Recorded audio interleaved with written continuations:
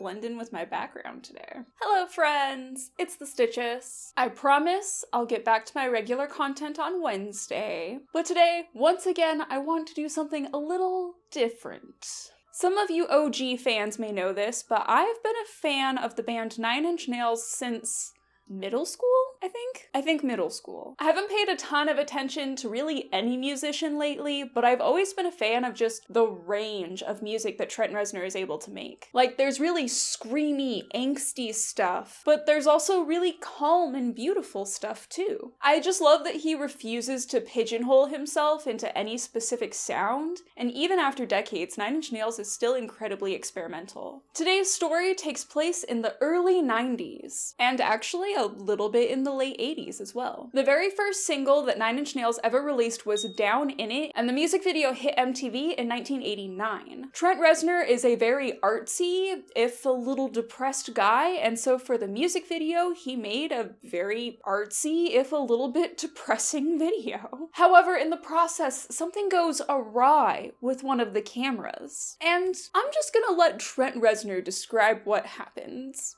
We filmed this video, parts of it we had cameras on weather balloons filled with helium so we could start them and let them go up and reel them back down. That was the theory involved. And the lines to bring them back down weren't strong enough, and one of them just got away, and we were in Chicago, and we went to the roof of this building and looked, and it was a dot on the horizon somewhere. And I remember saying, I hope that doesn't fall and kill somebody, you know? I can just imagine them going up there and just being like, no. My camera. So a year and a half later, I got a call from my manager saying, you're not going to believe what happened, but... And suddenly I thought, it fell. It killed somebody. Landed in some farmer's field in like 100 miles away. He found it, thought it was like a surveillance camera for marijuana or something. Gave it to the police, they developed the film, and it thought it was some kind of... a lot of it was like slow motion, and it was really strangely filmed. And they thought it was some kind of a cult killing because they saw me laying on the ground. So they gave it to the FBI, who then started this investigation, which tracked it down to Chicago because they could see the L trains and things. And you can see where this leads, you know, and they realized. Yeah. But the best part of that was Hard Copy did a story on it. It's a classic piece of video if you ever see that thing. Yeah, I'd like to. Well, wouldn't you know it, but that video is also on YouTube. It wasn't the type of crime a cop based in East Lansing, Michigan is used to dealing with. It was something that comes from the big city. But Paul Wood has to chuckle now and then as he remembers how the mysterious crime scene wound up on his desk. So I actually looked up how far this balloon contraption would have had to have traveled, and it's like 171 miles? Or 275 kilometers if you're not one of us Americans. It all began one peaceful Michigan morning when a farmer named Robert Reed woke up to check on his cornfield. Oh my god, this music choice though. Farmer Reed looked up towards the sun that morning and saw something strange floating across the sky. It wasn't the usual flock of Canadian geese. It looked more like a UFO if you ask him. What is this story building? Just... As the wind carried the craft down to Bob among his corn, he saw it was a cluster of weather balloons attached to a Super 8 movie camera. Farmer had no idea. He just found this camera. He was thinking maybe it was a surveillance-type film or something because it was grown down in that part of the state. The state police hadn't lost any cameras during a surveillance. They took this particular camera and they gingerly removed the film. They watched as the images came to life. They expected to see some cornfields and maybe a cow or two, but instead they began to see what appeared to be a cult killing. Trent Reznor is not a cult leader. I am not in a cult. It appeared that the body looked like it had laid there for some time, so that didn't make sense. you know, if the body's been dead for some time, 2 people are staying over it unless they just found it or something. I love how the very first thing that he admits is that this literally makes no sense as like a Tickle fight case. But they still investigate it as one. Then they noticed the flashing lights above the crosses. They figured out that the lights were on an elevated train track. Someone recognized it as the famed Chicago L. Detective Wood sent a copy of the film to the Chicago police for immediate investigation. Basically, what I was asking the detective from Chicago was if they had any homicides around the time that we found this film. And of course, the answer was we got homicides almost on a daily basis. Chicago detectives managed to pinpoint the exact alley where the scene had been filmed, but there was no answer to the identity of the victim or to those around him. And nobody could determine whether this actually was a homicide or what it was. I don't know. What is it? What is it? I don't know. What is it? What is it? At about the time the FBI was called in on the case, which was about a year after the film was found, the Chicago police got a tip that helped identify the victim in the case. As it turned out, his name was Trent Reznor. Now, you may not have heard of Trent Reznor. I know I hadn't. But if you're a kid, you may have his picture on your wall. Oh, on the contrary, I have heard of Trent Reznor. You see, Trent Reznor emerged as an underground rock star last year with a band called 9 Inch Nails. I know, it's more like 9 Inch Noise. That's quite savage. The Michigan State Police, the Chicago Police, the FBI spent more than a year investigating the case, trying to determine who the victim was and what had happened to him. More than a year investigating this case? They even sent out flyers to area schools in hope of generating leads. They sent flyers to local schools? Flyers? Oh my god. Man, if this was 2020 and social media was like a thing, this would have taken them less than a week to solve. Then one day they got a tip that blew the case wide open.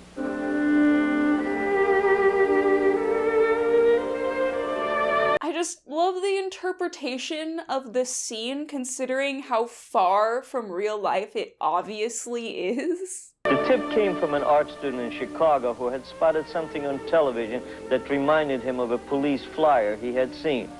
Now, I'm not sure who this art student was or what he was doing at the magical moment. The magical moment? Ew, why are we just unnecessarily sexualizing this for no reason? But I imagine it must have been something like this. He must have been at his easel. There must have been a model. And apparently the television was going at full blast at the same time. Okay, the television was absolutely on full blast, but like, no art student has the drawing space that big in their home and the spare cash to hire a model. And trust me, the "can I draw you" line, it doesn't work. Something caught the attention of the art student, and it wasn't the woman he had been painting. Again, the nude woman, nowhere in the original case description at all. This is solely the invention of hard copy. I don't even know why they put that in there. They were shocked to learn that the weird images on the film had nothing to do with a gang killing or satanic ritual, but with something many people feel is just as insidious. Hey, remember the satanic panic of the 80s and 90s? The film that was found in the cornfield was meant for an underground rock video starring Trent Reznor. This is Trent Reznor, a man with a flair for wearing jewelry in his nose. A man with a flair for wearing jewelry in his nose! Oh yeah, hard copy was not impressed by Trent Reznor. You see, Trent Reznor is very much alive. Trent Reznor is very much alive. Oh my god, I'm getting so sassy now. Got a call from an investigator in Chicago that thinks that I might be dead. So there was talk of me having to go to Chicago to prove that I'm alive, but I never had to do that, so I think they felt a little bit silly, which is good. They felt a bit silly. Everything else fell into place. The men around his body were members of his band. The strange jackets were from the costume department. The deathly pallor on Reznor's face was the result of cornstarch. It's almost like the simplest explanation is usually the correct one. Oh, this doesn't make sense as a murder? I wonder what else it could have been. Well, gee, I don't know. Funny costumes. It's a Super 8, and Super 8s are really popular among, like, the indie filmmaker crowd. Is it possible that this is just part of, like, an art film or something? No, this was definitely a tickle fight. It's interesting that our top government agency, the Federal Bureau of Intelligence, couldn't crack the Super 8 it film. couldn't crack the Super 8 code. The Super 8 code. Initial reaction was it was really funny. You know, something could be that blown out of proportion and this many people worked up about it. And I felt kind of good that the police had made idiots of themselves, you know. Did he say idiots? Yes, I believe he did. And I felt kind of good that the police had made idiots of themselves, you know. Yep. Don't tell that to retired cop Paul Wood. If anything, it didn't look to me like a high-class production film. It looked like a homemade type something, or kids playing a prank and seeing what would happen. So several people here looked at it, and we still weren't 100% sure. That's why we, you know, I thought it was our duty to, one way or the other, determine what was on that film. To be fair, the police did seem to have a good sense of humor about this. But television, sensationalism. Paul Wood doesn't wear rings in his nose. He's just a 51-year-old ex-cop. Paul Wood doesn't wear rings in his nose. He's just a 51-year-old ex-cop. Who's done everything he could to protect people from the worst things in life, and who had spent the past year working a case that's just a joke to Trent Reznor and his producers. But unlike Reznor, who has no soft spot for cops, Paul Wood has a soft spot for kids and their crazy fads. And despite everything that's happened, he even has a soft spot for rock videos. Something tells me he'll skip out on the next 9 Inch Nails release, though. Okay. That's where this ends. I hope this was a fun trip down memory lane for my older audience, and maybe a fun discovery for my younger audience. I know nobody got a makeover in this one, but maybe that's for the best. As always, the original videos are down in the description if you want to watch them without my commentary or editing, or you just want to go watch the original one. They're pretty funny. I would definitely recommend it. While I have your attention still, I just want to thank everyone who checked out softsugar.shop. It had a super successful launch, and I can't wait to bring you guys some more upcycled clothing because that definitely seems to be what you guys are most interested in, as well as many other things in the future. So thank you so much to everybody who ordered anything, or even just clicked the link, or just watched that video all the way through. That's all for today's video. I hope everybody has a good day, and I will see you all next time. Bye!